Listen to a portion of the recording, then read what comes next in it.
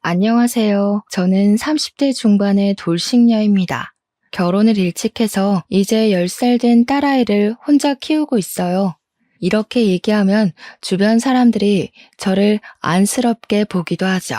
하지만 저는 지금 정서적으로도 경제적으로도 너무 만족스러운 삶을 살고 있어서 주변에서 저를 어떻게 보든 아랑곳하지 않게 되었어요.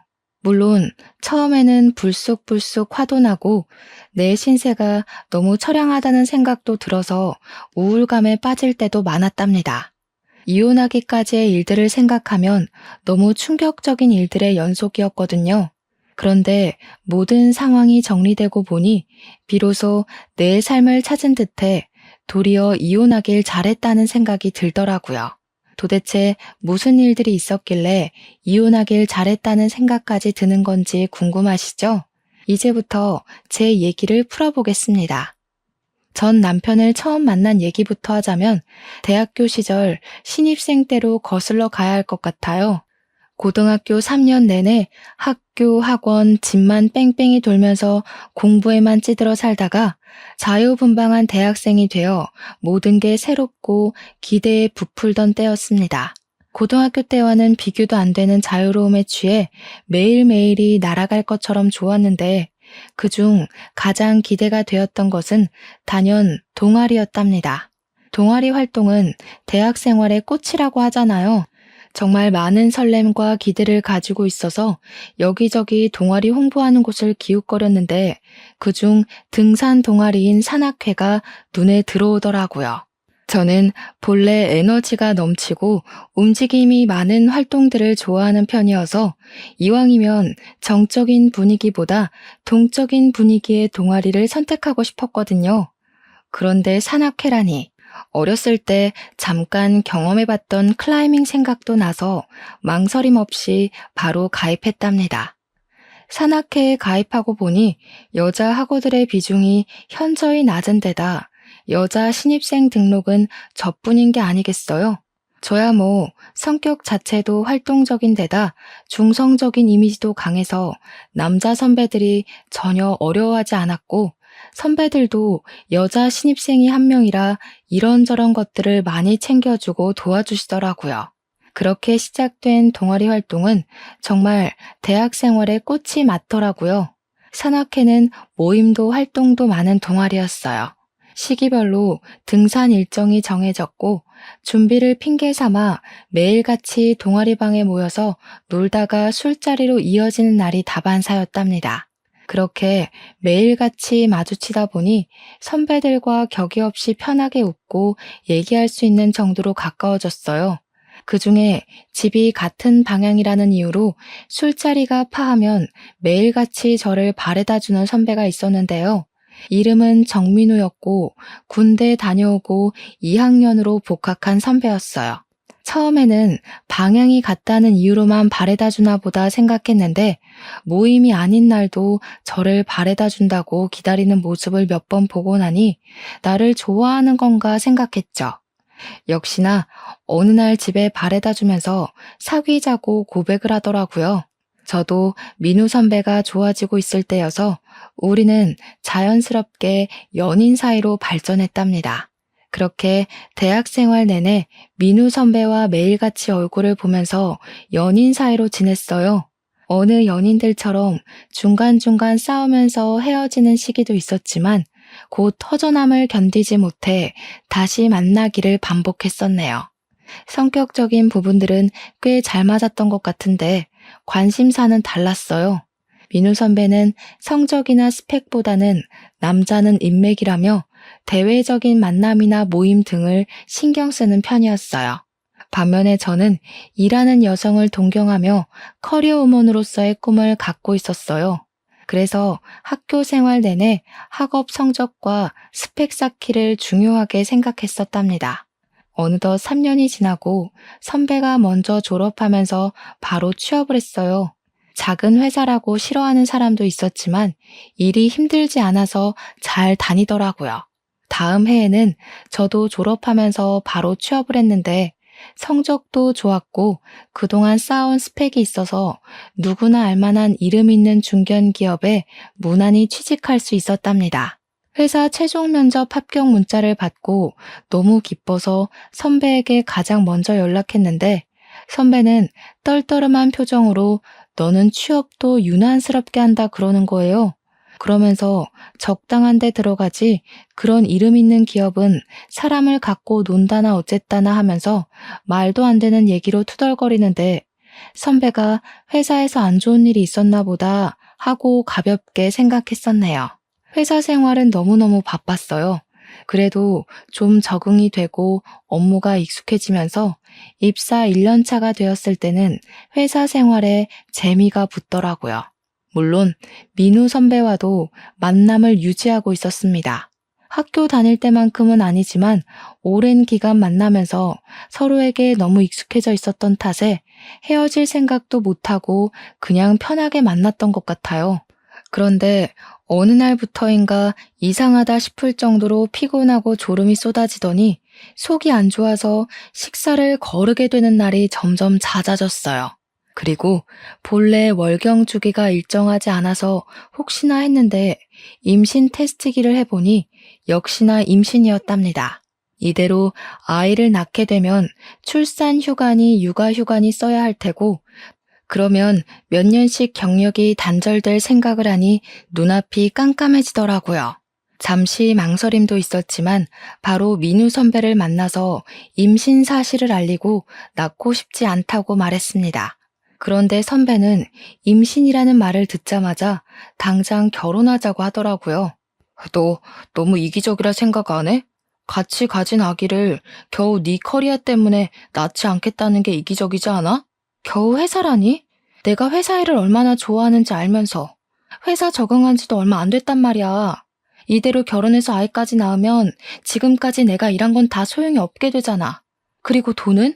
선배 혼자 번 돈으로 새 식구 생활비가 될 것 같아? 넌 날 뭐로 보는 거야? 내가 어떻게든 돈 많이 벌어오면 되잖아. 넌 애기 낳고 키우다가 천천히 다시 일하면 되지. 그때가 제 나이 25살이었어요. 25살에 결혼해서 잘 다니던 회사 그만두고 아이 엄마가 된다고 생각하니 정말 싫었지만 선배가 이렇게까지 얘기하니까 마음이 많이 흔들리더라고요. 오래 만난 사이라 애정이 식었을 법도 한데 이렇게 결혼하자고 하는 걸 보니 여전히 나를 많이 사랑하는가 보다는 생각이 들어서 저도 결국 결혼을 결심하게 되었습니다. 시댁과는 선배와 연애할 때부터 자주 들락날락하면서 편하게 지냈던 터라 신혼집은 시댁과 5분 거리로 시부모님이 구해주셨어요. 시모는 그저 아들 하시는 보통의 아들 엄마이셨고 시부는 선배를 좀 못마땅해 하셨어요. 선배가 회사 그만두고 사업하고 싶다는 말을 입에 달고 살았는데 정말 사업한다고 할까봐 걱정이라고 하시면서요. 그도 그럴 것이 자유롭게 환경에서 운동을 했던 사람이라 회사의 조직적인 분위기를 싫어했고 사업하고 싶다는 말을 입버릇처럼 했어요. 하지만 성격이 유야무야 다 퍼주는 성격이라 사업과는 거리가 있어 보였거든요. 남편은 집에서는 가정적인 모습이었지만 결혼 전과 다름없이 무슨 모임이다, 누가 불렀다 하면서 술에 취해 밤늦게 들어오는 일이 허다했습니다. 워낙 사람들과 모임을 좋아하는 사람인 걸 알기 때문에 이해하려고 애썼지만 제가 몸이 안 좋다고 해도 술에 취해 늦게 들어올 때는 정말 화가 났어요. 그래도 아이 낳으면 달라지겠거니 하고 믿고 두었는데 어느 날은 집에 들어오자마자 회사를 그만두고 헬스장을 인수받아서 자기가 운영해 볼 거라는 폭탄 선언을 던지더라고요. 한참 윗기수인 산악회 선배가 본인이 하던 헬스장을 헐값에 넘길 테니 네가 인수해서 운영해보는 건 어떻냐고 했다는 거예요. 아무리 헐값이라도 당장 모아둔 돈이 없으니 대출을 받아야 하는데 매달 대출금은 어떻게 갚고 이제 곧 아이가 태어나면 나도 회사를 쉬어야 하는데 생활비는 또 어떻게 하겠다는 건지 생각해 봤냐며 말렸어요. 그 선배도 장사가 잘 안 되니까 헐값에 인수하려고 던지는 거지. 그 사람도 장사가 잘 되면 헐값에 던지겠냐? 당신은 이제 한 가정의 가장이야. 제발 생각 좀 하고 살아. 어쩌려고 그래? 매달 회사 월급만큼 꾸준히 벌어다 줄 수 있냐고. 뭐라는 거야? 네가 생각하는 그런 거 아니고 내 생각해서 특별히 나한테 던지는 거야. 회원수도 꽤 있고 수완도 괜찮다고 했어. 그리고 망해서 파는 게 아니라 그 선배 와이프랑 해외에서 살기로 했단다. 장사 잘 돼서 돈 모아가는 거거든? 내가 생활비는 못해도 100만 원씩은 줄게. 서방님 앞길 막지 말고 바가지 좀 작작 긁어라. 남자가 사업하는데 옆에 내가 웬 큰 소리야? 정말 어이가 없었습니다. 곧 애도 낳는데 새 식구 생활비로 100만 원이라니. 이 사람이 과연 생각이 있는 건가 의심스러울 정도였습니다. 사야 할 아기용품이 산더미고 돈 나갈 구멍도 앞으로 더 있을 텐데 남편은 지금이 아니면 자기한테 이런 기회는 다시 없을 거라고 꿈까지 들먹이더라고요. 나 원래 헬스장 사장님 되는 게 원래 꿈이었어. 너는 돈 때문에 네 남편 꿈을 꺾고 싶니? 돈은 있다가도 없고 없다가도 있는 건데 그렇게 돈 해야겠어? 이 여편네가 돈에 정신이 나갔구먼. 뭐? 돈에 정신이 나가? 당신이야말로 이제 곧 아기가 태어나는데 꿈 타령이나 하고 싶어? 나는 뭐 꿈이 없어서 이러고 있니? 나도 회사에서 인정받고 승승장구하면서 팀 리더 되는 게 꿈이었다고. 당신이 아기 낳자며 돈 걱정하지 말래서 결혼한 거잖아. 그렇게 왕창 싸우고 너무 어이가 없어서 며칠 동안 남편이랑 말을 끊고 지냈답니다.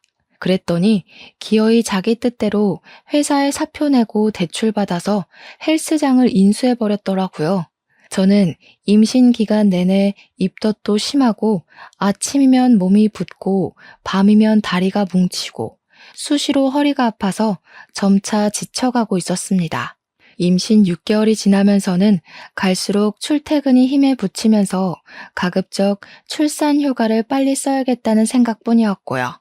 하지만 벌 수 있을 때 한 푼이라도 벌어야겠다는 생각에 결국 아기 낳기 직전까지 회사를 다니다가 출산 휴가를 냈답니다. 하지만 아이가 태어나고부터 돈 문제가 불거지기 시작했어요. 매달 나가는 생활비는 늘었는데 남편은 애초에 약속했던 100만 원도 줄 수 없을 것 같다고 통보를 하더라고요. 헬스장 운영비에 인수할 때 받은 대출금의 이자까지 내고 나면 남는 돈이 없는 걸 어떡하냐고 그랬어요.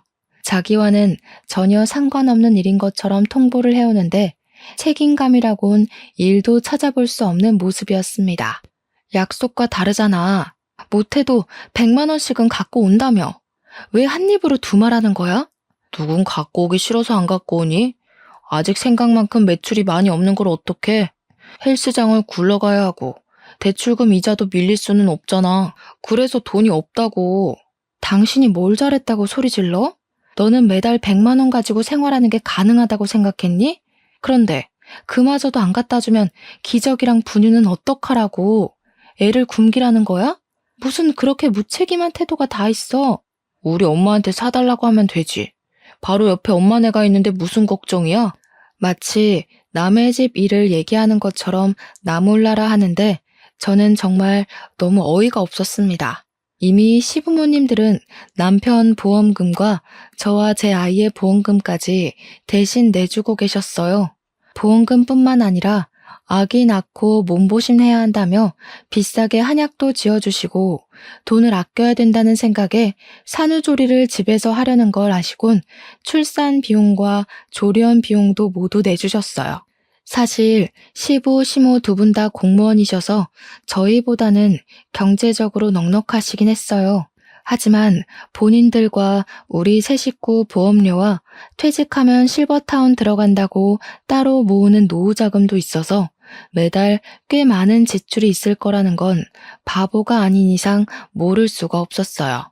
그런데 아이 기저귀와 분유값까지 도움을 받아야 한다니 덜컥 아이를 가져서 결혼해놓곤 매번 시부모님 도움을 받는 것에 자존심도 상하고 불편한 마음이 들더라고요. 하지만 다른 방도가 없어서 결국 시댁에 이런저런 사정을 얘기하게 되었습니다. 시부모님은 본인들이 아들을 잘못 키워서 착한 며느리가 고생한다고 미안해하시면서 본인들이 생활비 100만 원을 대신 주겠다고 하시더라고요. 남편은 생활비로 겨우 50만 원을 가져올까 말까인데 시부모님이 100만 원씩 주신다고 하니까 남편한테는 실망스러운 마음뿐이었습니다. 이런 남편을 믿고 애까지 낳았다니 앞날이 캄캄한 게 너무 우울하기만 했답니다.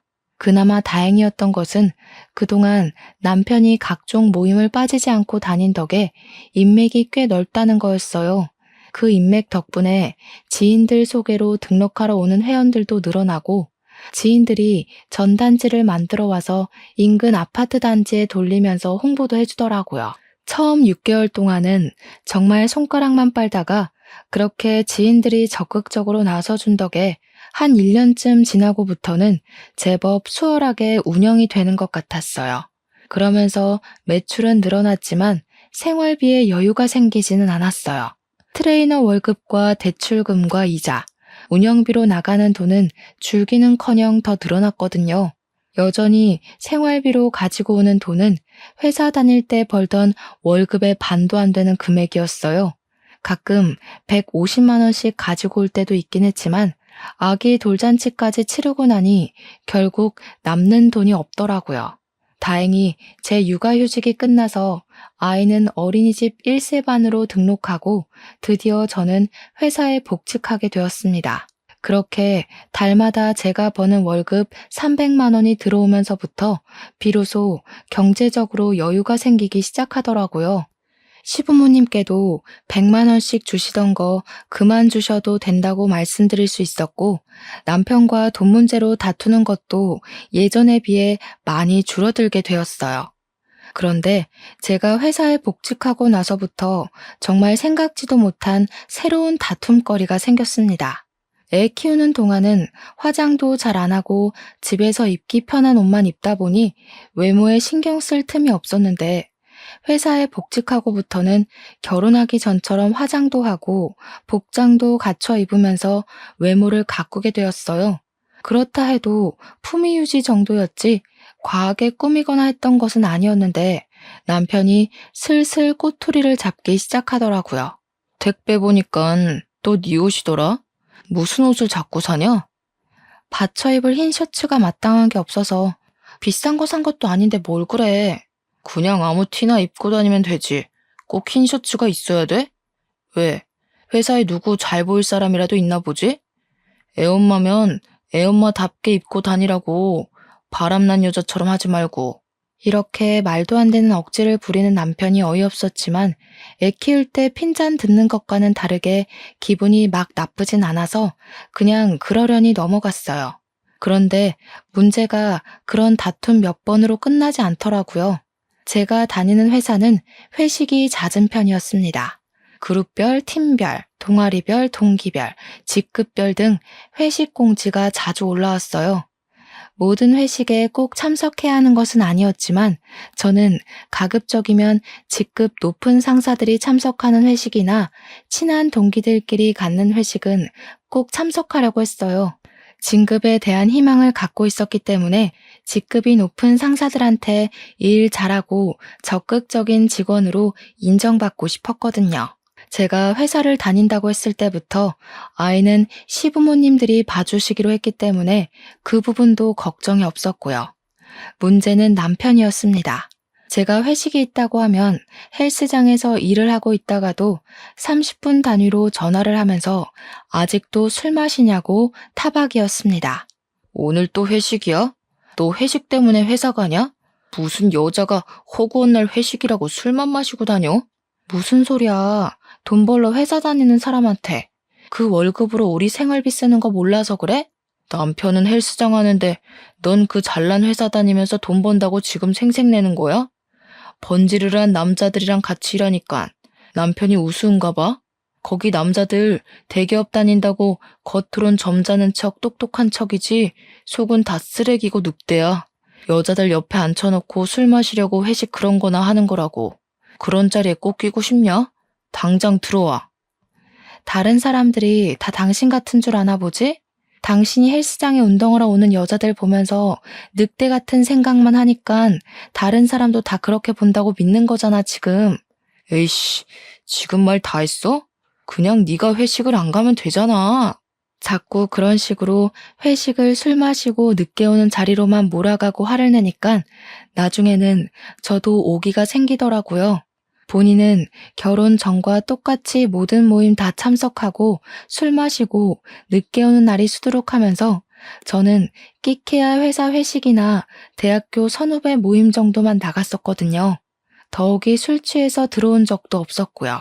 특히 대학교 선후배 모임은 남편과 같이 참석할 때도 있었는데 한 번은 집에 와서 갑자기 막 화를 내더라고요. 너 아주 실실 웃더라. 다른 남자들이랑 술 마시니까 그렇게 좋디? 너 여기저기 해프게 웃는 게 꼭 술집 여자 같았어. 뭐? 지금 그게 와이프한테 할 소리야? 오랜만에 만나 반가워서 기분 좋게 얘기한 걸 가지고 그렇게 말하는 게 이상한 거 아니야? 당신 진짜 사고 회로에 문제 있는 것 같아. 당신 말대로 거기 선배 후배들이 나를 술집 여자로 봤다는 거니? 당연하지. 회사 다니면서 돈 번다고 유세나 떨고 집에 있는 남편은 개무시하고 다른 남자들이랑 술 마시면 그저 좋아서 해프게 웃는데 그럼 그게 술집 여자지 뭐냐? 남편은 이미 혀가 꼬인 상태였어요. 그렇게 막 화를 내면서 술주정을 하더니 그대로 고꾸라져 버리더라고요. 그 다음날 어제 나한테 그렇게 얘기한 거 기억나냐고 물어봤더니 자기가 설마 그렇게 얘기했겠냐며 기억이 안 난다고 우기는 거예요. 그때 속으로 생각했답니다. 다음부터는 이런 일이 생기면 녹음을 해야겠다고요. 그리고 더 큰 일은 이후에 있었습니다. 그날은 부장급들이 다 참석하는 데다 곧 조직도 개편이 있을 예정이라 회사 분위기도 살필 겸 해서 참석한 회식이었어요. 회식을 시작한 지 대략 1시간도 안 되었는데 남편 전화가 오더라고요.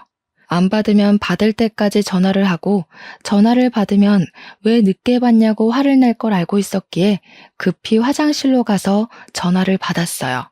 남편은 급한 목소리로 애가 아파서 병원 가는 길이니까 집에 아무도 없어도 놀라지 말라고 하더니 제 대답을 듣기도 전에 그냥 끊어버리더라고요. 놀란 마음에 양해를 구하고 부랴부랴 나와서 택시를 잡는데 제 앞으로 남편 차가 와서 멈추는 게 아니겠어요? 게다가 남편은 싱글벙글 웃고 있더라고요. 어서 타. 우리 드라이브 하자. 오늘 헬스장은 후배가 봐준 데서 오랜만에 당신이랑 놀려고 시간 뺐어. 애는? 병원 간다며.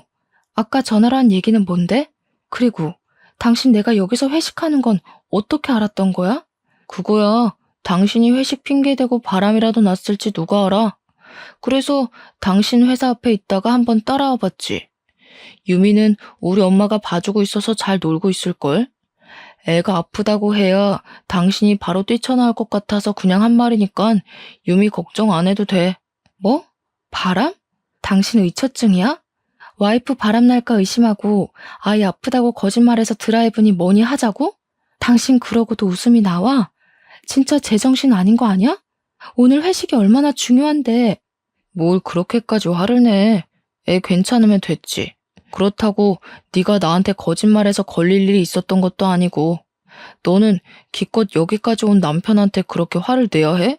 그래, 알았다 알았어. 내가 미안해. 이제 다시는 의심 안 하고 무조건 믿을게. 화 풀어, 응? 그렇게 다시는 의심하지 않기로 약속을 받아내고 일단락 짓기는 했어요. 이후에도 남편은 대놓고 의심은 못하면서도 제가 조금만 늦는다고 하면 계속 확인 전화를 해대며 의심의 눈초리를 풀지 않았어요. 하지만 저는 조금도 의심받을 행동을 한 게 없었기 때문에 남편의 의처증을 무시하기로 했답니다. 제가 회사에 다니면서 매달 들어오는 일정 금액의 월급이 생기고 어느덧 남편 헬스장도 자리를 잡으면서 저와 남편은 더는 경제적인 부분을 크게 걱정하지 않게 되었습니다. 어느 날은 남편이 이제 자기도 취미 생활을 했으면 좋겠다고 골프를 시작하겠다고 하더라고요. 그동안 저는 남편이 헬스장을 운영하는데도 불구하고 회사 다니랴 집안일 하랴 아이 보랴 좀채 운동할 시간을 낼 수 없어서 헬스장 근처에도 못 가고 있는데 남편이 취미생활로 골프를 시작하겠다니 기가 막히더라고요. 당신 취미가 운동이라며 매일 헬스장에서 운동하는데 또 무슨 골프를 친다는 거야? 그게 무슨 취미로 하는 거냐? 헬스장에서 운동하는 건 일 때문에 하는 거지. 그리고 나도 이제 좀 다른 운동이 하고 싶어. 나도 운동하고 싶은데 육아랑 집안일 때문에 시간이 없어서 엄두도 못 내고 있다고. 그런데 당신은 그 좋아하는 운동을 매일 하면서 이젠 골프까지 치러 다닌다고?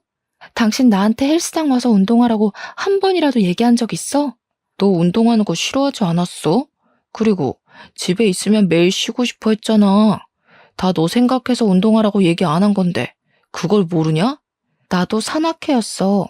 운동하고 움직이는 거 좋아하는데 매일 회사 일에 집안일이 힘들어서 그런 거잖아. 그런데 집안일 도와줄 생각은커녕 골프 치러 다닐 생각을 하니? 다닐 거면 나도 같이 다녀. 같이 다니면 유미는? 너는 주말에도 시댁에 애 맡기고 놀러 다닐 생각하고 있는 거야? 나야 좋게 말해서 취미니 단골 회원들이 봤다 하면 골프 얘기를 하길래 회원들 관리 차원에서 배우는 거라고. 그렇잖아도 온갖 모임이니 약속이니 바깥 일정이 많던 사람이었는데 이제는 골프를 핑계로 쉬는 날도 없이 매일 나가더니 언제부터는 주말마다 1박 2일로 골프 여행을 간다는 거예요. 단골 회원들이 주말마다 리조트로 골프 치러 가자고 했다길래 그럼 나도 애 데리고 따라가서 좀 쉬고 오면 좋겠다고 했죠.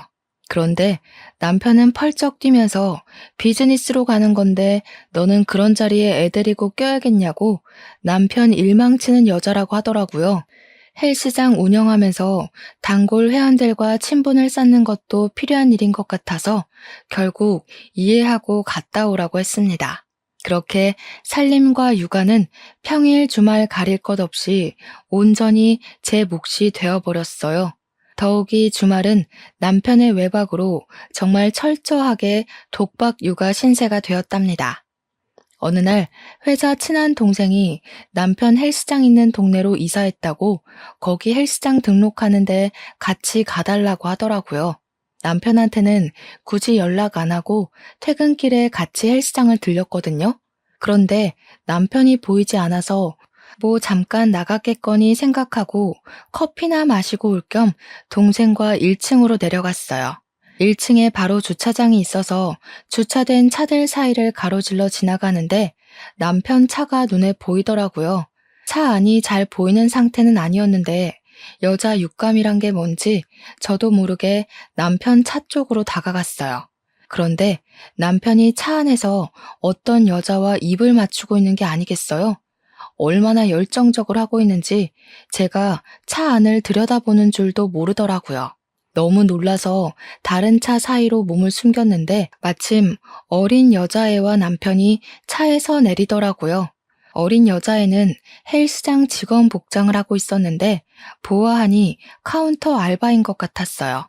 우습게도 주변 시선을 의식해서인지 둘은 가볍게 눈빛을 주고받고는 각자 떨어져서 건물 안으로 사라지더라고요.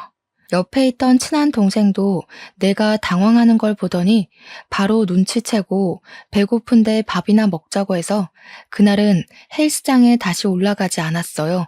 분명 저 어린 아르바이트생과 바람이 났는데 증거도 없이 무작정 실토하라고 할 수는 없어서 요리조리 고민하고 알아보다가 소형 녹음기를 설치하기로 했습니다. 조수석 쪽에 눈치채지 못하도록 소형 녹음기를 두었다가 3일 뒤쯤 들어보았는데 역시나 그 어린 아르바이트생과 오빠 자기야 하면서 얘기하는데 누가 들어도 연인들의 대화가 들렸어요. 앳돼 보여서 어린 줄만 알았는데 대화를 들어보니 그 여자애도 남편이 있더라고요. 유부남 유부녀끼리 그것도 나이 차이가 10살은 넘게 나면서 오빠 자기야 하는 걸 들으니 피가 거꾸로 솟는다는 게 이런 거구나 싶더라고요. 남편과 상간녀는 이번 주말에는 어디 펜션 예약했는데 거기 뷰가 어땠고 음식은 어땠고 하면서 떠드는데 말을 종합해보니 그동안 단골 회원들과 골프 여행을 갔던 게 아니라 이 어린 알바년과 밀월 여행을 갔던 거였어요. 저는 그것도 모르고 집안일에 육아까지 혼자 다 하고 주말 돼서 독박 육아했던 걸 생각하니 배신감에 눈물이 쏟아지더라고요. 단판을 지을 생각으로 헬스장 근처로 가서 남편을 불러내고 바람 피우는 거 알고 있다고 얘기를 했습니다. 처음에는 펄쩍 뛰면서 나보고는 의처증이라고 뭐라 하더니 너는 의부증이냐고 오리발을 내밀더라고요. 주말마다 딴짓하니깐 좋냐? 나 당신 거짓말하는 거 다 알고 온 거야. 오리발 적당히 내밀지. 갑자기 딴짓이라니. 단골 회원들이랑 골프 치러 가는 거 허락해놓고서는 갑자기 사람을 거짓말쟁이로 모는 건 뭐냐? 안 그래도 지금 바빠 죽겠는데 시답지 않은 얘기하려고 불러내기나 하고. 나 헬스장 들어가 봐야 돼. 내 말 아직 안 끝났어. 들어가긴 어딜 들어가? 왜? 그 알바년이 지금 이 순간에도 보고 싶든? 아이고, 참 유별난 사랑이다. 너 바람난 거 다 알고 있다고 말하러 온 거야. 그렇게 어린애랑 바람나서 주말마다 외박이나 하고. 정말 나한테 너무한 거 아니야? 야, 너 의부증이냐? 내가 걔랑 무슨 바람을 피운다고 그래. 헬스장 말아먹을 일 있어? 내가 직원이랑 바람나게. 너나 말 조심해. 실토할 기미 없이 자꾸 오리발을 내밀길래 녹음기를 틀어서 그간 둘이 했던 대화를 들려줬어요. 오빠, 저번 주말에 갔던 곳 침대가 너무 편했는데 이번에도 그런 곳으로 잘 고른 거 맞죠? 나 침대 불편하면 못 자니까 펜션 리뷰랑 이런 것도 잘 체크해야 돼. 알죠? 역시 오빠밖에 없어. 너 침대 불편하면 못 자는 거 알고 내가 항상 스위트룸 뺨치는 곳으로 예약하잖아. 이번에도 마음에 들 거야. 너랑 마실 와인도 완전 고급진 걸로 준비했으니까 기대하라고. 가만 듣고 있던 남편 얼굴이 사색이 되더니 갑자기 녹음기를 집어서 냅다 던지더라고요. 그러면서 도리어 적반하장식으로 저한테 막 화를 내는 거예요. 너 이게 뭐야? 남편 뒤낚이려고 이런 거 몰래 넣어둔 거지? 이 정신 나간 년. 야, 네가 지금 구린 게 있으니까 오히려 날 의심했나 봐. 이제 보니 너 아주 무서운 여자였구나. 둘이 같이 있는 걸 이미 봤는데 증거도 없이 실토하라고 할 수는 없잖아. 당신이야말로 자기가 이러고 다녀서 그동안 나 의심했던 건가 봐? 뭐라고? 그게 그거랑 같아? 남자가 여자 의심할 수도 있고 어쩌다 한번 바람필 수도 있고 그런 거지. 어쩌다 한 번인지 지금까지 여자 갈아치워가면서 바람 피웠는지 내가 어떻게 아니? 어디서 적반하장이야? 여보, 나 걔랑 바람 피우는 그런 관계 아니야. 걔가 어린 나이에 너무 일찍 결혼하고 남편은 뭔 공부를 한다나 그래서 걔가 그렇게 알바 뛰면서 뒷바라지 한다길래 기특해 보였어. 그렇게 고생하는 게 안 돼 보이고 하니까 한두 번 밥 사주고 그랬던 거지. 진짜로 걔랑 그렇게 그런 사이 아니야.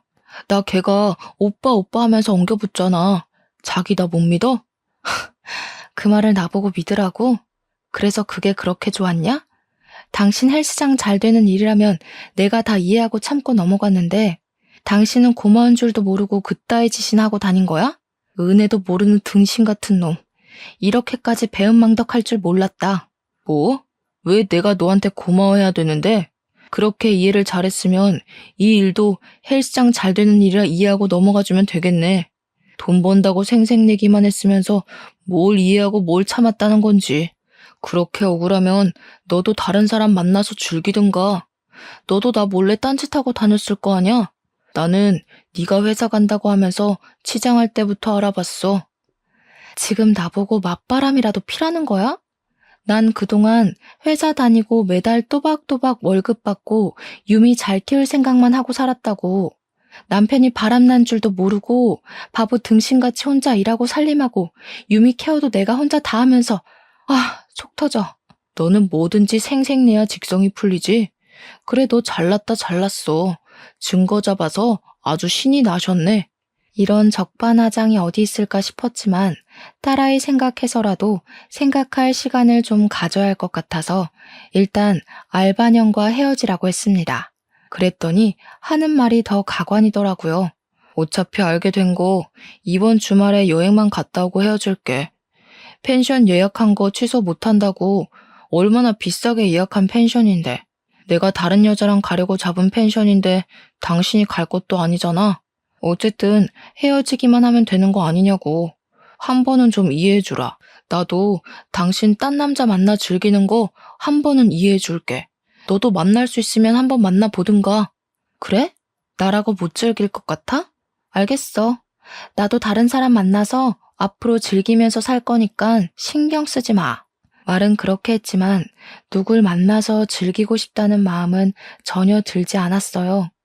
더욱 기가 막혔던 것은 화나서 그냥 한 말인 줄 알았는데 주말에 정말 그 알바년이랑 여행을 갔다는 거예요. 더는 참을 수가 없었습니다. 그래서 그 다음날 상간녀가 퇴근하는 시간에 맞춰 헬스장 앞에 숨어 있다가 상간녀를 따라가 집을 알아두었어요. 그리고 다음날에 다시 상간녀 집 앞으로 갔어요. 잠시 앞에 있었던 그 집에서 어느 남자가 책이 많이 든 것처럼 무거워 보이는 가방을 메고 나오더라고요. 머리는 자연스레 헝클어져 있고 무릎이 튀어나온 운동복을 입은 채 터벅터벅 걷는 모양새가 영락없는 고시생 같아 보였습니다. 집 앞에서 바로 아는 체를 할 수가 없어서 좀 따라가다가 버스 정류장에서 말을 붙여보았어요. 당신 아내가 일하는 헬스장 사장 아내 되는 사람인데 내 남편과 당신 아내가 바람 피운다고. 직설적으로 얘기했더니 처음에는 저를 정신 나간 여자 보듯이 보는 것 같았어요. 안녕하세요. 저는 이지은이라고 합니다. 당신 아내가 일하고 있는 헬스장의 사장 와이프 되는 사람입니다. 아, 제 아내가 어디 카운터 알바 일을 한다고는 했는데 헬스장인지는 잘 모르겠네요. 그런데 저한테 무슨 볼일이시죠? 단도직입적으로 말씀드릴게요. 제 남편과 당신 아내가 바람이 났어요. 녹음 파일부터 들어보시는 건 어떠세요? 상간녀의 남편은 당황하는 기색을 보이더니 카페로 자리를 옮겨 이야기하자고 했습니다. 그리고 자리에 앉자마자 녹음본을 들려줬어요. 상간녀의 남편의 얼굴빛이 점점 안 좋아지더라고요. 아, 제 아내 목소리가 맞네요. 이 여자 전에도 바람 피운 걸 저한테 걸려서 제가 눈 딱 감고 용서해 준 적이 있었어요. 어쩐지 며칠간 친구 집에서 자고 온다 했더니 전부 거짓말이었나 보군요. 아무튼 그래서 당신은 어떡하실 생각이죠? 저는 이미 남편한테 너무 실망을 해서 이혼 생각 중이에요. 그런데 생각하면 할수록 너무 억울하고 화가 나서요. 그런데 당신도 당신 아내한테 실망이 이만저만이 아니실 것 같은데 굉장히 평안해 보이세요. 사실 이런 일이 또 일어날까 싶어서 예전부터 생각해 두었던 계획이 있었습니다. 맞바람을 피는 거죠. 제 아내도 저와 똑같은 기분을 느끼게 하고 싶었거든요. 우리 둘이 만나는 모습을 보이면 둘이 불같이 화내지 않을까요? 너무 좋은 생각이에요. 저도 제 남편에게 똑같은 기분을 느껴보라고 하고 싶었거든요. 혹시라도 나중에 이혼할 때 역으로 당할 수도 있겠다는 생각에 상간녀 남편과 차분히 계획을 세우고 CCTV로 증명이 되는 호텔을 찾아 미리 예약하고 그날 밤에 다시 만났습니다. 그리고 침대에서 둘이 다정이 있는 듯한 사진을 찍어서 각자 배우자한테 보냈더니 사진을 보내고 몇 분 안 돼서 남편한테 전화가 오더라고요. 너 이게 뭐야? 정신 나갔어? 야, 너 지금 어떤 새끼랑 있는 거야? 네가 아주 술집 여자처럼 되고 싶어서 발악을 하는구나. 네가 나도 다른 사람 만나서 즐기고 살라며. 당신이 바람 피우는 건 괜찮고 내가 그러면 술집 여자냐? 여자랑 남자가 같아? 같냐고. 그것도 애 엄마가 남편 보란 듯이 다른 남자랑 그렇게 뒹굴 생각을 해? 남편이 불그락 푸르락 화를 내는 걸 보니 그렇게 통쾌할 수가 없더라고요. 상간녀 남편도 옆에서 상간녀와 통화를 하는데 굉장히 매몰차고 냉소적으로 나도 바람 피울 수 있지만 당신 존중하고 사랑해서 안았던 건데 지금 기분이 어떠냐고 묻더라고요. 그렇게 서로의 배우자와 통화를 마치고 각자 헤어져서는 저는 다른 호텔로 가서 하룻밤을 보내고 다음날 아침에 집으로 들어갔어요. 그런데 남편이 저를 보자마자 더러운 여자라고 소리치면서 냅다 뺨을 갈기더라고요. 그래서 저도 보란듯이 남편 뺨을 한 대 갈겼는데 그때부터 남편은 미치광이가 되어서 저를 사정없이 패기 시작하는 거예요. 평소 운동이 취미인 근육질 남자가 인정사정 없이 주먹질을 날리는데 도저히 피할 도리 없이 속수무책으로 맞기만 했어요.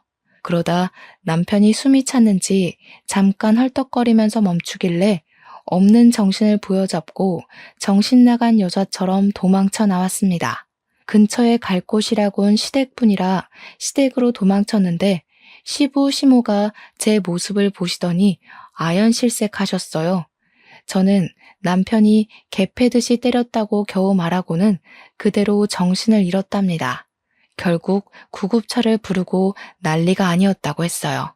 정신을 차려보니 치료가 끝난 상태로 병원 침대에 누워있더라고요. 그 상황이 너무 기가 막혀서 눈물조차도 나오지 않았습니다. 그 일을 계기로 시부모님이 모든 사실을 알게 되셨어요. 제가 폭행당한 모습을 보신 시부모님은 차마 이혼을 말리지도 못하고 그저 우리가 아들을 잘못 키워서 미안하다고만 하셨어요. 회사에는 2주가량의 병가를 냈고 친정 부모님께는 폭행 사실을 빼놓고 남편이 바람피워서 이혼하게 됐다 전화로 말씀드렸는데 친정엄마가 집으로 오겠다는 거예요. 아직 여기저기 멍투성이에 상처도 다 아물지 않았는데 이런 모습을 보고 기겁하실 엄마를 생각하니 그제야 눈물이 나오더라고요. 오신다는 걸 굳고 말리고 바로 일사천리로 이혼 절차를 진행했습니다. 모든 유책 사유가 남편한테 있었기 때문에 위자료의 양육권과 양육비까지 넉넉하게 받아서 이혼 서류에 도장을 찍을 수 있었어요. 그렇게 이혼 절차가 마무리되었지만 그날 폭력당한 기억이 쉽게 잊히지는 않았습니다. 억울하고 분한 마음에 불면증도 생기고 모든 생활이 엉망이 되면서 이대로는 안 되겠다 싶은 생각이 들더라고요. 그래서 두어 달 뒤 사람들이 가장 많이 운동하는 피크타임의 헬스장을 찾아갔습니다. 전 남편이 운동하는 사람들을 봐주다가 저를 보고는 눈이 휘둥그레져서 다가오려고 하더라고요. 저는 곧장 머리를 감싸쥐고 주저앉은 채 벌벌 떨면서 큰 소리로 울기 시작했습니다. 때리지 마세요. 때리지 마세요. 제발 때리지 마세요. 당신이 바람 피워서 그래서 그런 거였다고요. 야, 너 지금 여기서 뭐 하는 거야? 다 끝난 일 가지고 여기서 왜 이러는 건데? 여기 헬스장이라고, 내가 일하는 헬스장. 때리지 마세요. 때리지 마세요. 밤마다 당신이 꿈에 나와서 그날처럼 나를 때리고 짓밟고 있어요. 매일 밤마다 그날의 악몽을 꾼다고요. 제발 때리지 마세요. 제가 이렇게 빌게요. 제발요. 전 남편은 어쩔 줄 몰라 하며 말리기 위해 서둘러 다가오는데 옆에서 운동하다가 이 상황을 그대로 보고 있던 건장한 남자 두어 명이 남편 앞을 막아서더라고요. 그리고 위협적인 자세를 취하며 저를 때리지 못하게 막아주었습니다. 아니, 오해예요, 오해. 지금 저 여자가 쇼하는 거라고요. 나 물 먹이려고 쇼하는 거잖아요, 지금. 제발 때리지만 마세요. 제가 하란 대로 다 할게요. 당신이 때리고 나면 숨쉬기가 힘들어요. 이렇게 부탁해요. 다른 운동하던 사람들도 웬 여자가 갑자기 때리지 말라면서 큰 소리로 울고 불고 애원하니까 무슨 일인가 싶어 관심을 보이다가 상황 파악이 되면서부터는 전 남편을 향해 욕을 하더라고요. 그렇게 헬스장 회원들에게 전 남편은 아내에게 폭력을 행사한 파렴치한이 되어버렸어요. 거기다 전에 헬스장 운영했던 선배가 학교 동문회에도 전 남편 얘기를 한 모양이더라고요. 아는 선배와 후배들한테서 괜찮냐고 묻는 안부 연락이 몇 차례 와서 알게 되었네요. 헬스장은 바람 피운 폭력 남편이 사장이라는 소문이 퍼지면서 있던 회원들도 다 떨어져 나가고 결국 빚만 떠안고 문을 닫았다고 들었어요. 학교 선후배 사이에서도 남편은 상종 못할 인간으로 낙인이 찍혀서 그 많던 인맥이 다 끊어져 버렸다고 해요. 이혼 소송이 마무리되고 헬스장을 찾아가 그렇게 한바탕 울고 났더니 억울하고 분한 마음이 조금은 풀리더라고요. 그러다 문득 상간녀 남편도 이혼하고 잘 정리되었는지 궁금해져서 오랜만에 상간녀 남편을 만났어요. 제가 폭력 당한 얘기를 듣고는 본인이 그런 제안을 해서 그렇게 되신 것 같다고 죄송하다고 하더라고요. 저는 남편 본색을 알게 되어서 이렇게 이혼도 하고 이제 그런 사람과 얽힐 일 없게 되었으니 오히려 잘 된 것 같다고 얘기했습니다. 상간녀 남편은 여자가 이혼만은 하지 말아달라고 싹싹 비는 통에 아직 이혼 소송 중이라고 하더라고요. 그 사람이 돈으로 꼬셨다고. 돈 많은 사람이 꼬시는데 한 번 넘어간 걸로 내가 뭘 그렇게 잘못했냐고. 네가 돈이 많았으면 내가 넘어갔겠냐고. 그러면서 이혼만은 절대 못한다고 우기잖아요. 저를 좋아해서 그런 거면 안쓰럽기라도 하지. 정말 좋아했던 게 아니라는 건가요? 바람 피운 걸로 봐서는 좋아했다고 하기도 염치 없겠지만요. 제가 사법고시 패스해서 검사 마누라로 살아보는 게 그 사람 소원이었는데 사실 이 일 터지기 전에 사법고시 1차 붙고 2차 준비 중이었거든요. 고지에 다다른 거였는데 그새를 못 참고 바람을 저지른 거죠. 지금은 3차까지 다 붙고 첫 발령을 기다리는 중이에요. 이번에도 제가 못나서 바람 피운 거라 고집부리더니 그동안 자기가 내조 잘해서 제가 합격한 거라고 큰소리 치더라고요. 그때 정말 오만정이 다 떨어졌습니다. 어머, 그래도 정말 잘 되셨네요. 축하드려요. 앞으로 승승장구하실 일만 남으셨네요. 축하해 주셔서 감사합니다. 혹시 전 남편 소식은 들으셨나요? 전 남편분이 저희 집을 몇 번 찾아와서 집사람한테 매달렸던 모양인데 아내가 스토커로 신고했더라고요. 그날 경찰 출동하고 아유 난리가 아니었답니다. 이번 폭행 사건이 소문나서 헬스장 망하고 문 닫았다고는 들었는데 그런 일이 있었군요. 결국 이혼당하고 상간녀한테 차이고 스토커로 신고까지 당하다니 역시 다른 사람 고통 준 만큼 자기도 벌을 받네요. 저희가 비록 이런 일들을 겪었지만 앞으로는 잘 될 거라고 생각해요. 저도 곧 회사에서 진급할 것 같거든요. 정말 잘 됐네요. 진급하신다니 축하드려요. 지은 씨도 앞으로 더 잘 되실 겁니다. 우리는 그렇게 이야기를 나누고 앞으로 더 잘 될 거라고 격려해주면서 헤어졌답니다. 어느 날 전 시모에게서 연락이 왔어요. 딱 한 번만 만나달라고 하시는데 거절할 수가 없겠는 거예요. 그래도 전 시부모님들은 저에게 참 잘해주셨고 이혼할 때도 저한테 많이 미안해 하셨거든요. 너는 아주 얼굴이 확 폈구나. 민우는 요즘 고시원에서 지내는데 너는 혼자 편히 지내서 좋으냐? 그렇게 우리 아들 인생 골로 보내버리니까 좋아? 어쩜 이렇게 매몰찰 수가 있냐? 남자가 한번 바람 피운 걸로 이사다를 만들어놔? 내 아들만 이게 무슨 고생이니? 민우 씨가 고시원에서 지내든 노숙을 하든 이제 저와는 상관없잖아요. 그리고 이런 사다를 만든 건 제가 아니라 민우 씨예요. 네 말 무슨 말인지 안다 알아. 그래도 유미 아빠고 10년을 같이 살았던 사람이잖니? 자기도 반성 많이 했을 거다. 내가 단단히 일러두기도 했고 민우 걔가 내 말을 얼마나 잘 듣는데 이제 다시는 지나가는 여자도 쳐다보지 않겠다더라. 너한테 그런 건 너무 화나서 자기도 모르게 그랬다고. 앞으로 이제는 다시는 안 그런다고 내 각오를 단단히 받아왔으니 이제 좀 마음 풀고 민우 좀 한번 만나봐라. 너랑 이혼하고 완전 페인처럼 살고 있어. 아가. 네? 제가 민우 씨를 왜 만나야 하죠? 설마 민우 씨랑 다시 합치라는 얘기신가요? 제가 어떻게 맞았는지 다 보셨잖아요. 그래놓고 뻔뻔하게 찾아와서 다시 만나라고요? 그리고 제가 왜 아가예요? 저 이혼했어요. 그거야 이제 지나간 일이잖니. 네가 민우와 다시 합친다고 하면 네 시아버지도 마음 풀고 다시 받아줄 거다.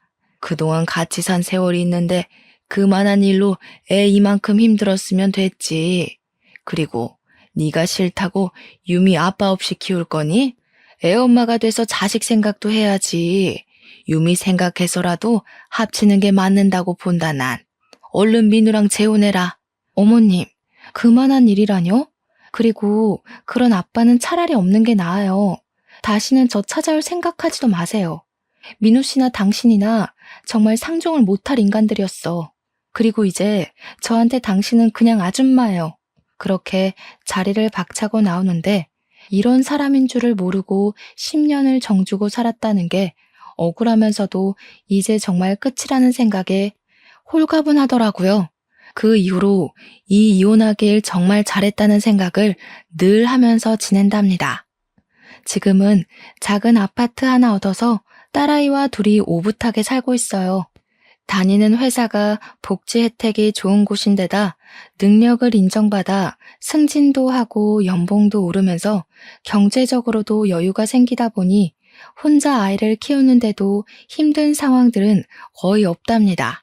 딸아이도 10살이 넘어서부터는 제법 의젓하게 저를 이해하고 도와주려고 해서 마음의 안정을 찾는데도 큰 의지가 되어 주었고요. 요즘은 회사 일을 마치고 집에 들어가서 딸아이와 도란도란 시간을 보내다 보면 이런 게 행복이구나 싶고 비로소 제 자신을 찾은 듯해서 매일매일이 만족스럽답니다. 아무튼 파란만장했던 저의 이혼 스토리 들어주셔서 감사합니다. 행복한 하루 되세요.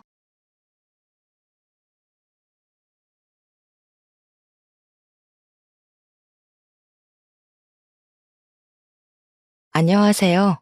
30대 초반 대구에 살고 있는 여성입니다. 저는 아직 결혼은 안 했고 식구들과 의지해서 오순도순 잘 살고 있어요.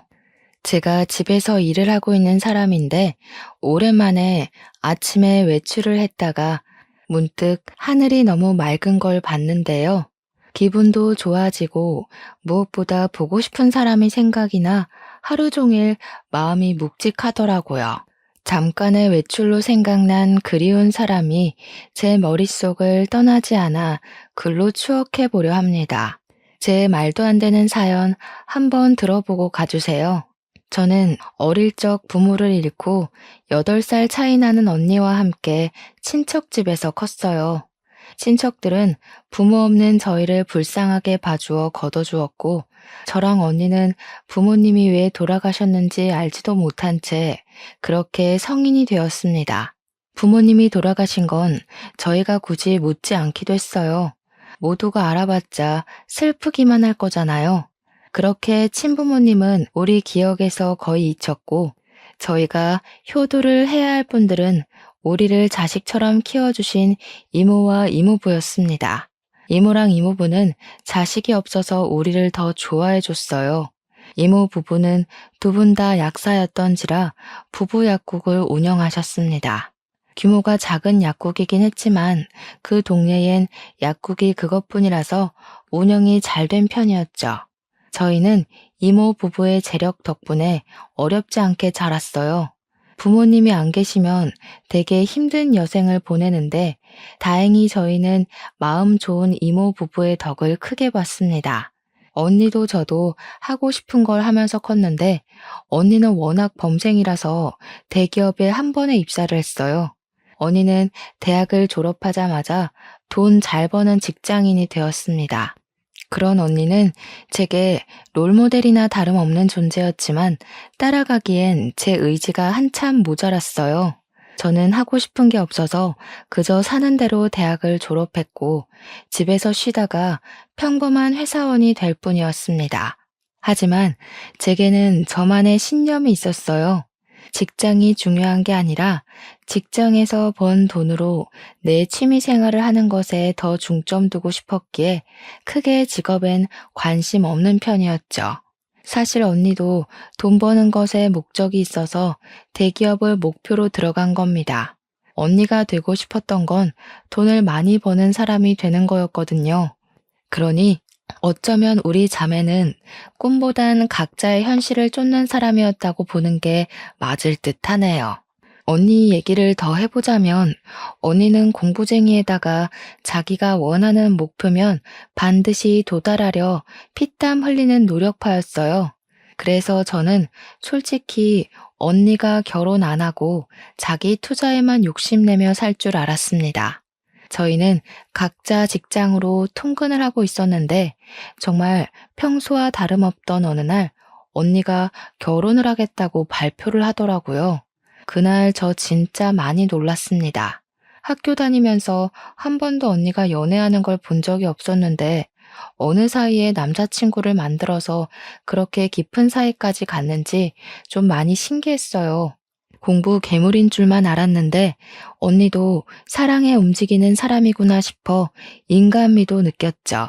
이모랑 이모부도 마찬가지였습니다. 사람답게 사는 저와 달리 항상 제 할 일 아니면 잘 웃지도 않던 언니가 결혼을 한다니 아주 관심 있게 눈을 빛내셨어요. 언니한테 조심스럽게 형부될 사람에 대해서 질문을 했죠. 사업하는 사람이야. 친구 소개로 만났어. 만난 지는 3년 됐고, 그동안 말 못했던 건 관계가 확실해지면 알리고 싶어서 굳이 말할 필요를 못 느꼈던 거야. 사업을 하는 친구라고? 그렇구나. 근데 사업하는 사람은 좀 불안정하지 않을까? 같은 직장 다니는 동료에는 괜찮은 사람이 없었어? 이모 부부는 형부가 사업하는 남자라는 소리에 살짝 실망하는 기색을 보였습니다. 어른이고 부모라면 사업이란 게 안정적이지 않으니 걱정을 할 수도 있는 부분이었죠. 이모는 제법 더 조심스럽게 언니에게 걱정을 했지만 언니는 형부의 능력을 이미 만나는 기간 동안 확인을 해왔고 충분히 인정한다면서 확고한 마음을 내비쳤어요. 그래서 저희 식구는 더 이상 별다른 말을 못했죠. 언니는 워낙 똑부러지고 혼자서 잘하고 잘 사는 사람이기 때문에 결혼도 잘할 거라 우리 식구들은 그렇게 생각했습니다. 언니의 안목까지 믿었던 거죠. 그러나 똑부러진 언니도 실수를 할 수 있는 사람이라는 걸 이번 경험을 통해 알았어요. 아직도 그날의 언니만 생각하면 마음이 찡하게 울립니다.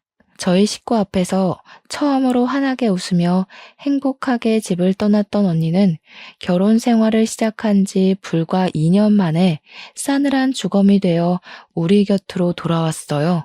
영안실에서 언니를 마지막으로 본 그때의 모습이 또 한 번 제 뇌리를 지나가네요. 당시 형부한테서 언니가 스스로 극단적인 선택을 했다는 소식만 전달받고는 아무런 앞뒤 상황 전혀 모른 채 장례식장으로 달려갔었습니다. 심장이 너무 빨리 뛰었고 장례식 입구를 보자마자 눈물이 터져 나왔어요.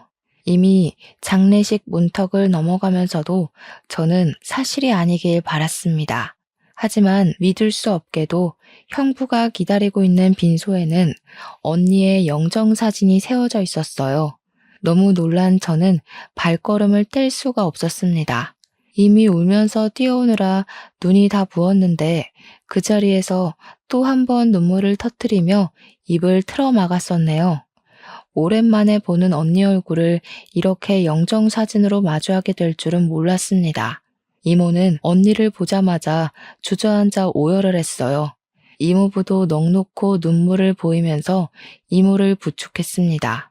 이모가 언니 사진 앞에서 언니 이름을 부르짖으며 바닥을 길 때 그 옆에서 사돈 식구들은 아무 말도 하지 못하고 그저 침묵만 유지하고 있었어요. 그때 비통하게 통곡을 하던 이모는 눈물이 곧 분노가 되어 이모부를 뿌리치고 자리에서 일어났어요. 다짜고짜 형부에게 달려들어 멱살을 잡았습니다. 이게 뭐야? 자네가 말해보게. 우리 혜인이가 왜 이렇게 된 거야? 내 딸 평생 행복하게 해준다고 하지 않았어? 대체 왜 우리 혜인이가 저기 있는 거냐고? 죄송합니다. 평소에 직장일 때문에 스트레스가 많았는데 제가 못 살폈어요. 정말 죄송합니다. 죄송하다는 말밖엔 드릴 말씀이 없네요. 우리 애가 자네를 얼마나 믿었는데 잘 웃지도 않던 애가 결혼한다고 얼마나 행복해했는데 왜 우리 애가 저렇게 될 동안 아무것도 못했어 왜? 언니가 말을 안 해서 저희 식구는 전혀 모르고 있었습니다. 형부 말에 따르면 언니가 결혼 생활과 직장 생활의 병행을 잘 적응 못해서 크게 힘들어했다고 하는데 상상도 못했어요. 언니는 펜으로 허벅지를 찔러가며 밤새 수능 공부를 할 때도, 대기업 합격을 위해 대학과 학원을 병행하고 인터넷 강의까지 들으며 시간을 보냈을 때도 힘든 기색 하나 없었던 사람이에요. 쉬엄쉬엄 하라는 이모 말에도 체력이 남아 돈다며 오히려 이모랑 이모부의 걱정을 안심시켜주던 언니였습니다. 그런데 직장 다니면서 결혼 생활에 적응을 못해 극단적인 선택을 했다뇨. 그럼 직장이 힘들었다는 걸까요? 결혼 생활이 힘들었다는 걸까요? 강철 언니를 무너뜨리려면 어떤 영역이 얼마나 힘든 강도였다는 걸까요? 언니는 형부와 지내는 동안 시름시름 앓으며 간간히 안색이 안 좋은 게 보였는데, 형부가 물어도 괜찮다고만 해서 형부도 그러려니 넘겼다고 했어요. 그러다 언니가 극단적 선택을 한 당일 주말 아침에 형부가 한 번 더 언니 안색을 걱정했고 병원 가자고 권유도 했다고 했습니다. 그때 언니는 그냥 아침 공기 좀 쐬고 오겠다고 집을 나갔을 뿐이고 그 이후 저녁까지 들어오지 않았다네요. 형부가 걱정이 돼서 뒤늦게 연락을 했지만 언니 폰이 집에 있다는 것도 그때쯤에 알았다고 했어요. 그래서 경찰에 신고를 했던 거고 언니가 주검이 되어 돌아왔다고 했습니다. 언니에게 그런 고충이 있는 줄도 모르고 그저 언니가 괜찮다고 하면 진짜 괜찮은 줄 알고 넘겼던 지난 과거까지 후회가 되었어요. 언니를 존경하기만 했지 단 한 번도 언니에게 위로를 줘야겠다는 생각은 못 해봤습니다. 제가 언니에 대한 관심이 부족해서 점점 시들어가는 언니를 일찍 발견해주지 못한 게 너무 미안했어요. 자라면서도 외롭게 공부랑 다투며 사람과의 추억도 제대로 못 쌓았던 우리 언니. 그런데 마지막 가는 순간까지도 누구 하나 손잡아주는 사람 없이 그렇게 홀로 쓸쓸히 갔네요. 하나밖에 없는 내 사랑하는 언니가 너무 불쌍해서 그날 빈소에서 참 많이 울었습니다. 사람이 울다가 죽을 수도 있다는 걸 느꼈을 만큼 고통스럽게 울었어요. 이모는 3일 내내 빈소를 떠나지 않고 자책을 했어요. 밥도 안 먹고 언니 사진만 바라보면서 자신이 조금 더 엄마처럼 품어줬다면 이렇게까지 슬픈 선택은 안 했을 텐데 하면서 끊임없이 죽은 언니한테 용서를 빌었습니다. 발인식이 오기까지 너무 짧은 시간이었어요. 사돈 어른들도 우리에게 면목이 없다면서 언니를 못 지켜줘서 미안하다고 하더군요. 올바른 애였으니까 좋은 곳에 갔을 거예요. 혜인이가 좀 똑똑한 아이입니까? 아마 그곳에 가서도 똑부러지게 잘 지내고 있을 거니 너무 자책은 하지 마셔요. 고맙습니다. 제가 너무 속상한 마음에 실언을 많이 했던 것 같은데 너그러운 마음으로 용서해 주세요. 그동안 우리의 좋게 봐주셨던 은혜 잊지 않을게요. 사돈 어른은 우리에게 언니 조의금이니까 자기네들은 손대지 않겠다고 선의를 베풀어 줬습니다. 그런 사돈 어른 마음에 고마워서 이모 부부는 같이 고생했는데 그럴 수가 있냐며 조의금에서 반을 내드렸어요. 그리고 사돈 댁과는 그렇게 연이 끊어질 줄 알았어요.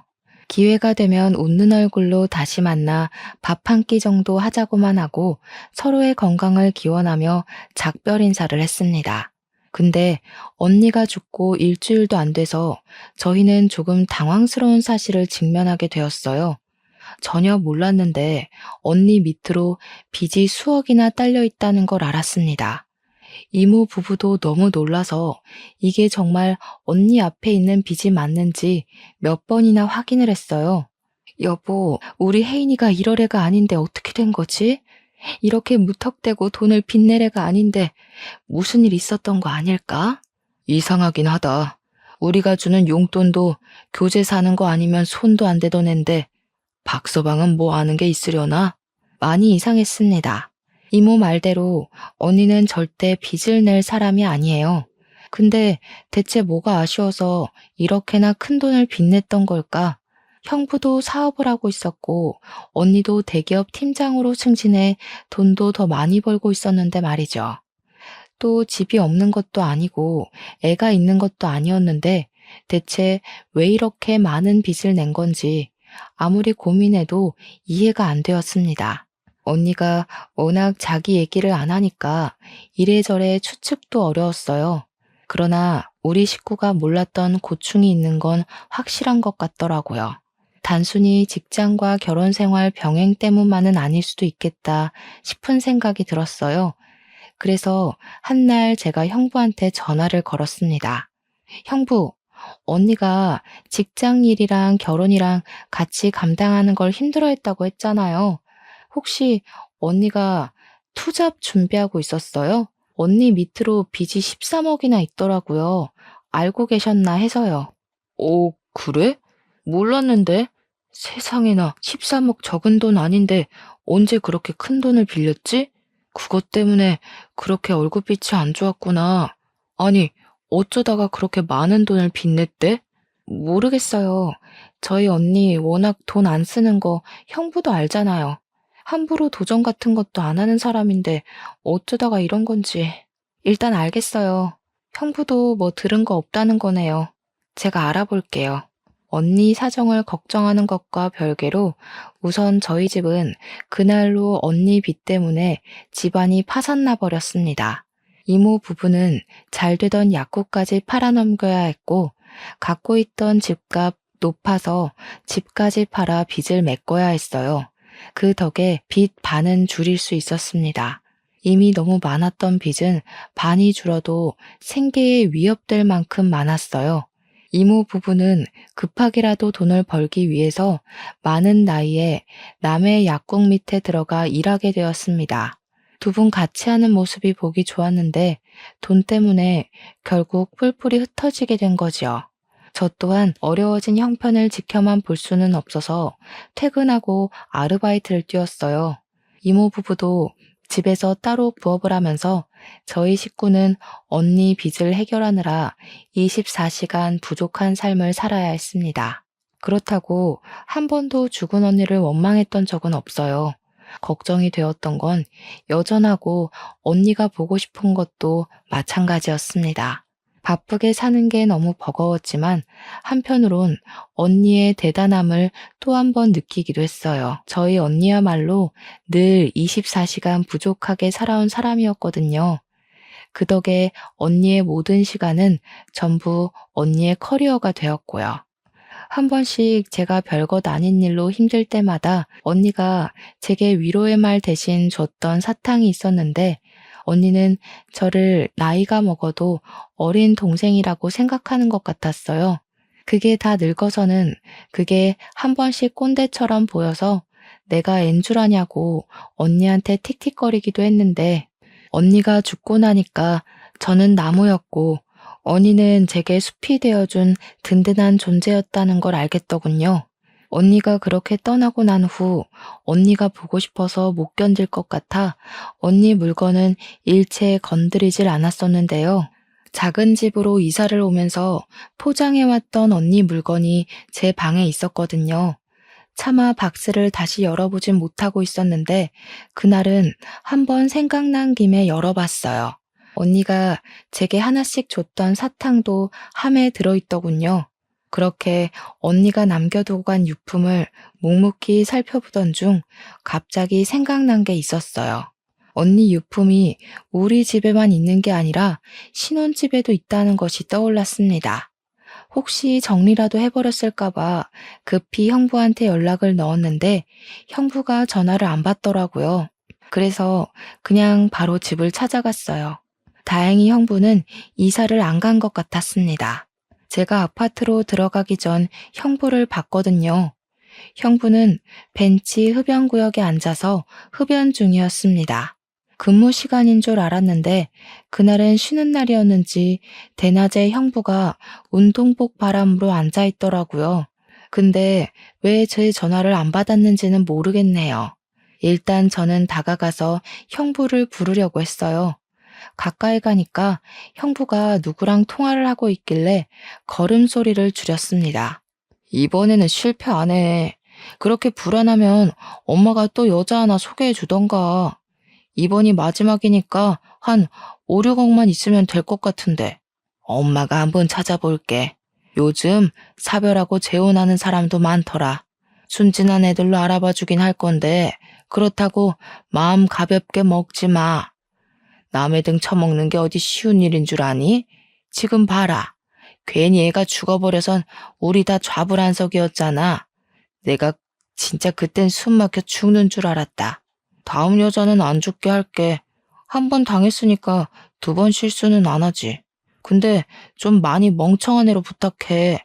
여자가 똑똑하니까 너무 피곤하더라. 알았어. 근데 엄마가 시킨 건 했어? 혜인이 신분증이랑 도장 불태우라고 했잖아. 갖고 있으면 발목 잡혀. 마땅한 장소 못 찾겠으면 엄마한테 말해라. 어디 절에 가서 태워버리게. 듣고 저는 꼼짝도 못했습니다. 대체 이게 무슨 소리일까 생각 많이 했어요. 하지만 도통 제 상식으론 당장 결론 내릴 수 있을 만한 발언들이 아니었습니다. 저는 결국 형부에게 달려들려다 말고 급히 숨어버렸어요. 그렇게 통화는 그냥 그대로 끝이 났는데 제가 나무 뒤에 숨는 바람에 형부가 혼잣말로 중얼거리는 것까지 듣고 말았는데요. 아, 겁나 똑똑한 년. 나 난감하게 만들려고 머리 많이 썼네. 아니지, 멍청한 건가? 지네 가족 거짓골로 할 것까진 생각 못한 거 보면. 형부는 혼자 낄낄대더니 담배를 끄고 다시 집으로 올라갔습니다. 이전에도 언니 죽음에 뭔가 의문이 있다고 생각은 했으나 알아내지 못했었어요. 그런데 형부 통화를 듣고 나서 그 부분에 대해 100% 확신이 들더군요. 왠지 그런 형부 모습을 동영상으로 찍길 잘했다는 생각을 하면서 저는 언니 유품 정리는 일단 뒤로 하고 그대로 집으로 돌아왔어요. 그렇게 방구석에 박혀 있는데 내내 형부랑 안싸돈의 목소리가 제 기분을 찝찝하게 만들었습니다. 저는 결국 다시 언니 유품을 핑계로 형부 집을 찾았어요. 다시 찾은 그 집은 이전과는 다른 용기를 갖고 가야 했습니다. 초인종을 누르기까지 너무 두려웠어요. 그 통화만으로는 우리 언니가 죽은 게 형부랑 관련이 있는 것 같은데 확실한 사실은 잘 모르지만 형부란 존재가 그때부터 좀 공포로 느껴지더라고요. 최대한 표정 관리하고 초인종을 눌렀더니 평소 제게 친절했던 형부가 나왔습니다. 이렇게 저를 반갑게 맞이해주던 형부가 언니에게 무서운 짓을 한 사람이라고 하기엔 너무 매칭이 안 되었어요. 저는 형부에게 미리 언니 유품 때문에 들릴 거라고 얘기를 했었기 때문에 별다른 설명은 붙이지 않고 들어섰습니다. 형부, 요즘 식사는 잘해요? 그래도 와이프가 그렇게 됐는데 입맛 없을 거잖아요. 저희 집도 아직 언니 생각 때문에 계속 마음이 안 좋거든요. 그렇지, 아무래도. 내가 처제 언니 많이 좋아했던 거 알잖아. 아참, 나 일 있다. 밥 한 끼 같이 하면 좋은데 미안해. 챙길 거 잘 챙겨가고 다음에 또 보자. 형부는 뭐 책 잡힐 것 같기라도 했는지 갑자기 일이 있다는 핑계를 댔습니다. 그리곤 도망치듯 집을 나가버렸죠. 그 행동이 수상해 붙잡고 싶었던 걸 겨우 참았어요. 오히려 그때는 형부가 곁에 없는 게 나았으니까요. 저는 그때부터 언니의 필요한 물건만 빼내면서 은근히 집을 뒤졌습니다. 다행히도 형부가 언니 물건에는 아직 손을 안 댄 것 같았어요. 아예 안방을 쓰질 않는 건지 썰렁하기도 했습니다. 이곳저곳 돌아다녔던 저는 옷장을 뒤지다가 뭐 하나를 발견했어요. 그건 언니가 늘 습관처럼 쓰던 가계부였죠. 그런데요, 제가 그걸 펼쳐봤다가 아주 당황스러운 걸 목격했지 뭡니까? 언니 가계부에 결혼 생활을 시작하고 2개월부터 해서 언니 죽음 직전까지 정신병원 방문 기록이 적혀 있더라고요. 그리고 그 페이지들 사이에는 우울증 진단서까지 꽂혀 있었습니다. 형부 말대로 직장과 결혼 생활 병행이 힘들어서 그랬던 걸까요? 대체 무슨 일을 겪었길래 병원을 갔을 정도로 정신질환까지 앓았던 걸까요? 그렇잖아도 언니 죽음에 의심을 품고 있는데 언니의 사망 당월 페이지에 남편과 사돈댁이 죽이고 싶게 밉다는 짧은 문구까지 적혀 있는 걸 보고 또 형부의 통화 내용이 떠올랐습니다. 이거 이대로 넘어가면 안 될 일이구나를 직감했어요. 저는 일단 언니 병원 진단서에 적혀 있는 병원을 찾아갔습니다. 그리고 언니랑 상담했던 의사를 찾았죠.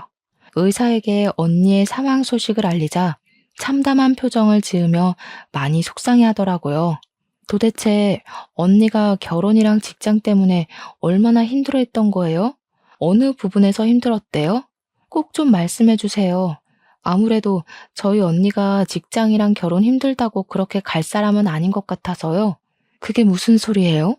혜인 씨가 그렇게 말씀하시던가요? 아니요, 형부한테서 들었어요. 사돈 쪽에서 전부 언니가 그렇게 갔다고 얘기해 줬거든요. 역시 아닌 거죠? 도대체 언니한테 무슨 일이 있었던 거예요?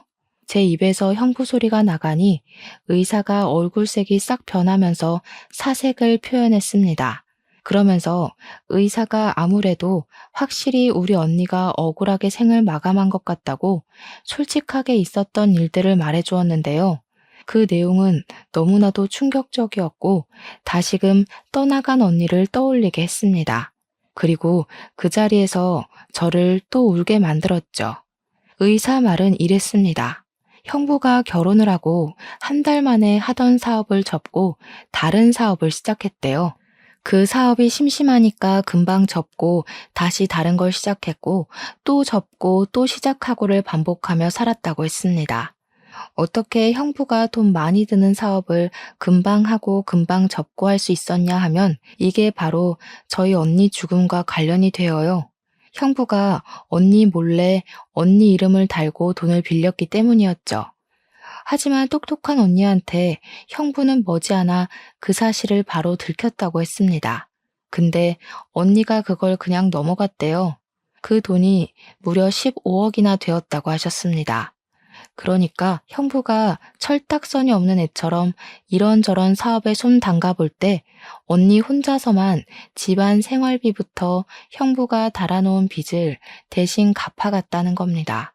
그것 때문에 언니랑 형부랑 하루가 멀다 하고 싸우기까지 했는데 그 와중에 형부는 잘한 것도 없으면서 자존심 상한다고 언니에게 손찌검도 했었다네요. 의사가 처음에는 신고하자고 언니를 설득했대요. 그런데 언니가 우리 집에 알려지면 자기가 짐이 되는 격이니 그게 싫어서 버틸 때까지 버틴 거라고 하더군요. 그게 골마서 결국 우울 증세로 이어졌고 그렇게 참았던 게 2년이라고 했습니다. 언니는 실제 중증 우울증 환자였다고 합니다. 중증 우울증 환자는 언제 목숨을 포기해도 이상하지 않을 증세거든요. 이런 상황에서 더 충격적인 건 사돈댁의 태도였습니다. 언니가 형부의 짓거리를 사돈에게 말했었는데 사돈 쪽에서 어쩌라는 식의 반응이 나왔다네요. 순 헛똑똑이었던 스스로를 탓하라면서 자기 인생은 자기가 잘 책임져야 되는 거라고 남 탓하지 말랬답니다. 어떻게 우울증이 있는 사람을 그렇게 질책하고 함부로 할 수가 있단 말입니까? 의사의 말을 종합해보면 사실상 언니를 죽인 사람은 형부랑 사돈댁이라는 거 아닌가요? 언니가 우울증인 거 알았다고 하는데도 그런 사람을 방치하고 빚만 내서 죽음에 이르게 한 거잖아요. 우리 언니가 왜 죽었는지 다 알고 있었으면서 뻔뻔하게 장례식에서 눈물을 보였던 거예요. 저희 손을 잡으면서 언니가 좋은 곳에 갔을 거라고 얼굴에 철판 깔고 위로하던 사돈들 모습이 떠오르자 저는 참을 수 없이 화가 났습니다. 모든 걸 알고 주체할 수 없을 만큼 화가 난 저는 이대로 둘 수 없어 당장 법조인을 찾아갔어요. 의사 동의를 받고 녹음했던 내용을 들려주며 상담을 받았습니다. 인감도장이나 신분증을 훔친 사실을 입증할 수 있으면 사기죄와 사문서 위조죄로 고소할 수 있다고 하길래 저는 형부랑 안사돈이 통화하던 영상을 보여줬어요. 다행히 증거 채택이 가능할 것 같다고 하더군요. 그리고 저는 이 사실을 이모 부부에게 전달했어요. 이모 부부도 저처럼 꽤나 충격 먹으면서 머리 끝까지 화를 냈고 불쌍한 우리 언니가 생각나 눈물을 보였습니다. 내가 이놈들 싹 다 죽여놓을 거야. 어떻게 사람이 그렇게까지 버러지 같을 수가 있어? 그래놓고 우리 딸 조의금까지 받아가? 우리 혜인이 어떡하니? 불쌍해서 어떡해? 내가 정말 그놈들 머리털을 싹 다 뽑아버려야지. 우리 딸 억울하게 간 만큼 똑같이 울게 만들 거야. 지옥이 뭔지 내가 보여줘야겠어. 그렇게 저희는 무작정 사돈 어른이 일하고 있다는 부부 심리 상담센터를 찾아갔어요. 직업도 참 그 사람들한테 안 어울리는 옷이 아닙니까? 우리 언니를 죽게 하고 자기 아들과 사별시켜 놓은 사람들이 부부들을 대상으로 상담을 한다는 게 웃기잖아요.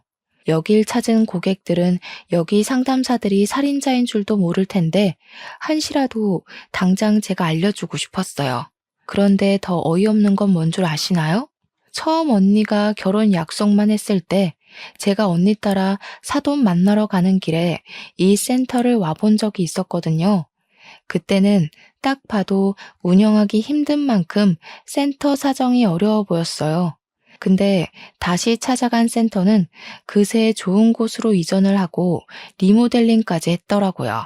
완전 TV에 나와도 될 만큼 고급지게 바뀐 거 아니겠어요?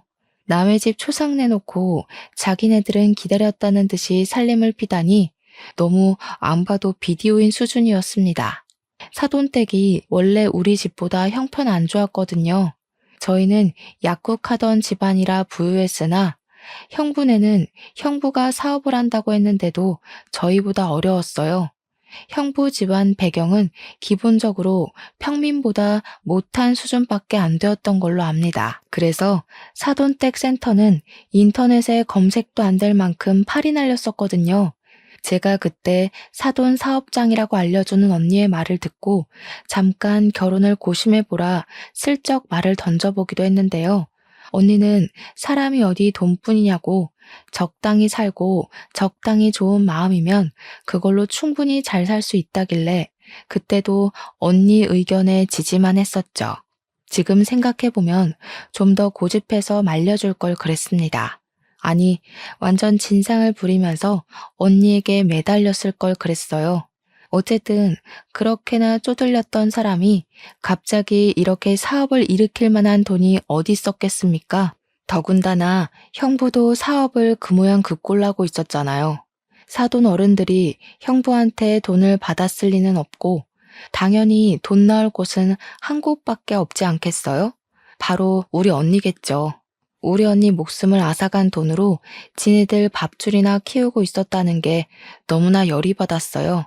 그 사실까지 알고 그 센터를 찾아갔기 때문에 이모부는 센터의 번지르르한 입구를 보고 더 화가 났고 문 옆으로 세워진 화분을 전부 발길질에 깨트려 버렸습니다. 무작정 안으로 들어갔더니 직원이 바깥 소란을 알고 당황해서 무슨 일이냐고 저희를 막더군요. 살인미수죄 공모로 같이 조사받고 싶지 않으면 비키세요. 그리고 지금부터 그쪽들이 모시는 상사 수준이 어떤지 잘 보시고 하루빨리 이직하시는 게 좋으실 겁니다. 오늘부로 여기 문 닫을 거거든요. 저는 직원들을 뿌리치고 당장 사돈 어른들을 찾았습니다. 그마저도 제가 찾아 나서는 게 싫어서 당장 기어 나오라고 소리를 쳐버렸어요.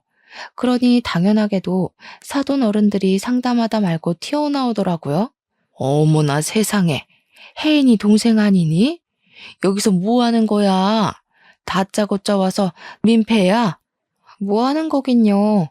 우리 언니 죽인 살인자 두 분한테 따지러 왔죠. 와, 너무 웃긴다. 지금 부부 상담해 주시는 거예요? 자격 있어요? 우리 언니랑 형부 사별시킨 사람들 아니세요?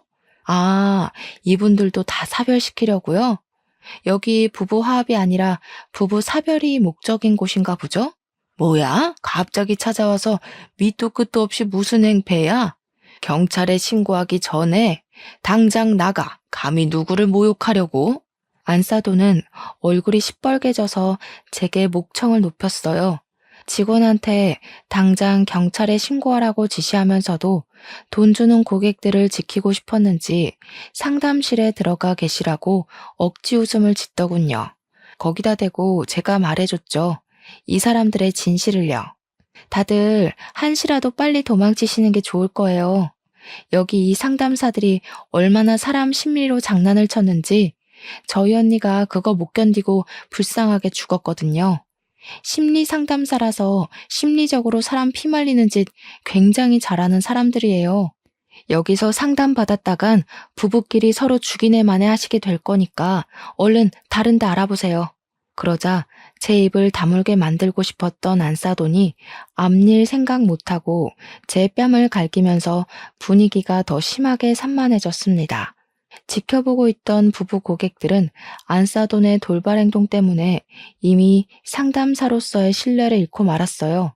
그 와중에 안사돈은 아예 이미지를 놓아버리기로 마음 먹은 건지 제게 막말을 내뱉기 시작했는데요. 뭐? 살인자? 근거 있니? 이렇게 개념 없이 덤벼들 거면 그만한 증거는 갖고 행패 부리는 거야? 어디 버르장머리 없게 두 눈 똑바로 뜨고 누명을 뒤집어 씌우려고 해? 네 언니 죽은 게 왜 우리 탓이니? 혼자 살기 싫다고 멋대로 죽은 언니한테 물어봐라. 우리가 죽으라고 떠밀었다니? 죽으라고 고사 지낸 것도 살인이나 마찬가지죠. 하긴 이렇게 철판이 두꺼워야 남의 명의 도용해서 수억대 돈을 빼낼 수 있었겠죠. 언니 목숨값으로 센터 이전도 하시고 명예도 얻으시고 앞으로 부자 될 일만 남을 줄 알았는데 제가 나타나서 좀 불안하시겠어요? 오죽했으면 사람도 많은데 제 뺨을 치셨을까? 얼마나 급하셨길래 그래요? 당장 나가. 네 언니 눈깔도 꼴도 보기 싫어서 잘 죽었다 싶었는데 어디서 똑같은 눈깔을 달고 와가지고 내 피를 말려? 내 센터에서 나가라고. 안사돈의 대사는 저보단 듣는 고객들에게 더 충격을 주었던 것 같습니다. 자기 분에 못 이겨서 스스로 성질을 드러내는 꼴이라니 이렇게 나와주면 제 입장에선 고마웠죠. 그 옆에서 박가사도는 급히 고객들을 진정시키며 자기들이 억울한 입장이라고 얘기를 했어요. 그러면서 나중에 홈페이지에다 상세 사과문 올릴 테니 집으로 돌아가 달라 부탁하고 있었습니다. 그러자 이모부는 역 같은 소리 제발 좀 그만하라고 바로 박가사돈 멱살을 잡았어요. 감히 남의 집 귀한 딸 데려가선 시체로 돌려줘? 당신들이 그러고도 사람이야? 어떻게 사람을 죽여놓고 시치미를 뗄 수가 있어? 대체 우리가 뭘 했다고 이래요? 진짜 딸도 아니면서 오버하시네. 그 애가 왜 우리 때문에 죽어요? 쟤 혼자 나가서 죽은 거지. 말은 똑바로 해요. 사람들이 오해하잖아요. 선을 넘은 박가사돈 말에 이모부는 결국 참지 못하고 주먹을 날렸습니다. 그걸 안사돈이 나서서 말리려고 하길래 이모랑 제가 안사돈을 붙잡았어요. 이모는 안사돈이 언니까지 죽게 한 걸로 모자라 제게도 손을 댄 것에 화가 나서 안사돈 머리채를 잡고 바닥에 넘어뜨렸어요. 당신들이 내 딸 앞으로 빛내고 죽음까지 몰았잖아. 당신들 먹고 살 궁리하느라 내 딸이 죽어가는데도 방치했잖아. 근데도 뭐가 잘못됐는지 몰라? 우리 애가 당신들 입으로 자백한 녹음 다 가지고 있는데? 그 자리에서 저는 바로 녹음을 틀어주었습니다. 그랬더니 사돈도 놀랐지만 누구보다 충격받은 부부 고객들 놀라서 당장 환불 요청하기 시작했어요.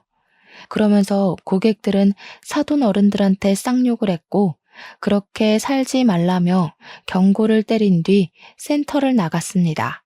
밖에서 센터 건물을 사진으로 대량 찍는 것 같던데 아무래도 SNS에 후기로 올리려고 하는 것 같았어요. 그때 정말 타이밍 기가 막히게도 룰루랄라 놀러온 형부가 센터를 들렀다가 내부 상황을 보고 당황하더군요. 저랑 저희 식구들을 보면서 순간 찔리는 게 있는지 바로 도주를 했습니다. 저 사람이 우리 언니한테 가장 큰 가해자였을 텐데 이대로 놓칠 수가 있나요? 저는 형부를 잡기 위해 곧장 쫓아갔어요. 그런데 역시 여자의 몸으로는 좀 역부족이더군요. 할 수 없이 바로 경찰에 신고를 했지만 경찰이 오는데 10분이나 걸리는 바람에 이미 도주한 형부는 당장 잡지 못했습니다. 하지만 저는 형부와 사돈 가족들을 전부 사기죄로 고소 진행부터 했어요. 신고 접수가 되자마자 당연히 수사가 진행되었고, 다행히도 언니가 쓰던 가계부, 언니 명의의 통장, 그리고 그들이 태웠다고 발언했던 언니의 도장과 신분증이 전부 증거물과 증언이 되어서 경찰에게 제출되었어요. 언니 신혼집 침대 밑에서 언니 휴대폰도 발견됐다고 하더라고요. 거기에는 언니랑 사돈댁과 형부랑 통화하면서 다퉜던 내용이랑 빚 가지고 신랑이 벌이는 정황들까지 전부 녹취록으로 남아 있었습니다. 녹취록에 담긴 언니 목소리와 강압적인 형부의 목소리는 아직도 잊히지 않을 만큼 정말 속이 상했어요. 형부는 언니 몰래 명의를 도용했다가 언니에게 들키고 나서는 사죄하긴커녕 더 과감하게 나왔더라고요. 언니가 자신보다 체격이 작은 걸 이용해 대출을 강요했고 협박까지 했다는 걸 그 녹취록을 통해 알 수 있었습니다. 그래서 형부에게 강요죄와 협박죄, 사기죄를 전부 물어 고소를 진행할 수 있었어요. 더불어서 우리 언니가 거절하지 못하도록 시댁에서 단체로 매출을 강요했다는 사실까지 밝혀졌는데, 그 대출받은 재산을 전부 시댁을 위해 사용했다는 점에서 특수 협박죄로 형사처분도 가능했습니다. 형부는 결국 징역 5년의 처벌을 받게 되었죠. 직접적인 가해자는 형부였다고 하더라도 사돈 가족들에게는 죄가 없겠습니까? 우리 언니가 자살을 선택하도록 몰아간 죄를 반드시 묻고 싶었어요. 그래서 사기 공범죄로 형사 및 민사소송까지 진행했으나 언니가 시댁에 의해 대출 강요를 받았다는 직접적인 증거는 부족했습니다. 그래서 징역까지 안 되고 그저 200만 원의 벌금형으로 끝나고 말았죠. 하지만 저는 형부 하나만 골로 보낸 걸로 만족하지 못했어요. 우리나라 법이 그렇다는데 제가 법으로 뭘 더 할 수 있었겠습니까? 해서 저는 지역 카페와 맘카페에 이 사실을 전부 공표해 줬습니다.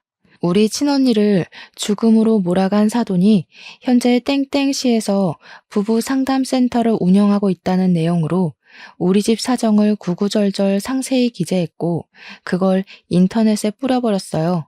물론 명예훼손을 받을 수 있겠지만 범죄자 가족 주제에 남의 부부관계를 상담해준다는 게 말이 안 되지 않습니까? 이 소식을 전해 들은 카페 회원들은 다 같이 분노를 해주었습니다. 역시 엄마들의 힘은 대단한 건지 사돈댁 일이 소문나는 건 정말 삽시간이었어요. 그렇게 지역신문에도 제보가 되면서 그 부부 상담센터는 또다시 본래 모습처럼 파리만 날리게 되었고 적자가 나서 2달 만에 폐업을 하게 되었습니다. 맘카페 회원들은 다 같이 그 부부 상담센터에 찾아가 따지려 했으나 이미 폐업을 해버려서 더 이상 죄를 묻지 못했어요. 사돈댁은 일이 제법 커지고 더 이상 사회가 손가락질하는 그 압박을 견디기 힘들었는지 저희 식구에게 사과를 하고 싶어 했나 봅니다. 제 전화번호는 또 어떻게 알아낸 건지 모르는 번호로 전화가 왔더라고요. 저는 그게 사돈댁인 줄도 모르고 받았더니 그 카랑카랑한 목소리로 제 뺨을 치던 아줌마라서 그냥 끊어버리려고 했거든요. 아니 아가씨, 잠깐만 내 말 좀 들어봐요. 우리가 꼭 아가씨랑 사돈댁한테 이 말을 해야 될 것 같아서 애타게 찾았어요. 미안해요. 혜인이 일은 우리가 평생 사죄하면서 살게요. 그러니까 제발 우리 좀 용서해줘요. 요즘 이상한 방송국까지 찾아와서 집 밖도 못 나가고 있어요. 이제 와서 존댓말 쓰는 것도 웃기네요. 겨우 그 정도로 못 살겠어요? 우리 언니는 그쪽들한테 시달리면서 2년이나 숨막혀 하다가 떠났어요. 뭐 얼마나 지났다고 벌써 죽겠다 소리를 해요? 당신들 벌 받는 거 이제 시작일 뿐이고 우리 언니가 용서했다고 내 꿈에 나타날 때까지 평생 언니보다 더한 고통 받으셔야 될 겁니다. 저는 그래도 전화를 끊어버렸고 수신 차단을 했어요. 우리 언니 죽음은 이런 불장난 같은 가벼운 사과로 넘어갈 문제가 아닌데 어쩜 저들은 사과하는 방법조차 모르는 걸까요? 이게 사과로 될 문제라고 생각하는 수준조차 정말 답이 안 나오는 어른이지 않나 싶었습니다. 저는 이렇게 파렴치한 인간들이 벌을 받게 만들긴 했지만 언니를 잃은 상실감은 여전히 채워지지 않더군요. 제가 언니에게 조금 더 관심을 가지고 살았다면 이런 일이 안 벌어졌을까 싶으면서 뒤늦은 후회만 오더라고요. 우울증에 정신과 약까지 복용했는데 동생인 제가 몰라준 게 얼마나 한심합니까? 이렇게 한 달이 건넌 가족관계에도 발등 찍힌 것이 너무 억울하고 서러운데 우리 언니는 제가 아팠던 것보다 더 아팠겠죠. 모든 것이 다 정리가 된 그날 가장 큰 공허를 느꼈네요. 끝장을 봐서 다행이다 싶으면서도 이대로 그들에게 준 벌이 끝나버린 것이 싫기도 하는 이중적인 마음도 들었고요. 그냥 문득 언니가 보고 싶어서 이랬다 저랬다 하는 것 같습니다. 하늘에서 언니가 저를 꼭 지켜보고 있었길 바래요. 언니 보고 싶은 마음 하나가 제게 이렇게 큰 용기가 되었다고 제 마음의 소리를 들었기를 꼭꼭 바랍니다. 그래도 세월이 약이라는 말이 거짓은 아닌가 보더라고요. 언니가 세상을 뜨고 9개월이 지난 현재 주말마다 이모랑 이모부랑 등산에 취미가 생겨서 다니고 있어요. 등산할 때 체력적으로 힘이 드니까 딴 생각을 안 해서 좋더라고요. 특히 산 정상에 올라가면 마치 제가 힘들었던 순간순간들이 결국 다 수억만 가지의 경험 중 하나일 뿐이라는 생각이 들어요. 그만큼 언니가 보고 싶은 그리움과 슬픔보다는 언니와 좋았던 추억이 제 마음에 더 크게 자리 잡는다는 거죠. 저도 언젠가는 언니가 있는 곳으로 갈 운명이잖아요. 나중에 저희 식구들도 전부 언니 곁으로 갈 거고 우린 또 만나게 될 텐데 뭘 그렇게 그리워했을까 싶더라고요. 그래서 산 정상만 올라가면 항상 갈피를 못 잡던 제 마음이 좀 진정이 되어서 좋습니다. 그건 이모랑 이모부도 마찬가지라고 하네요. 여러분들은 꼭 결혼한 형제자매가 있다면 옆에서 끊임없는 대화를 해줌으로써 우리 언니 같은 불상사가 일어나지 않도록 잘 대처했으면 해요. 속상하게도 가족의 소중함은 이들이 떠나야만 더 크게 느껴지지만 우리가 끊임없이 되새긴다면 충분히 후회되지 않게 표현할 수 있다고 생각합니다. 지금까지 제 사연 관심 있게 들어주셔서 감사합니다. 늘 행복하세요.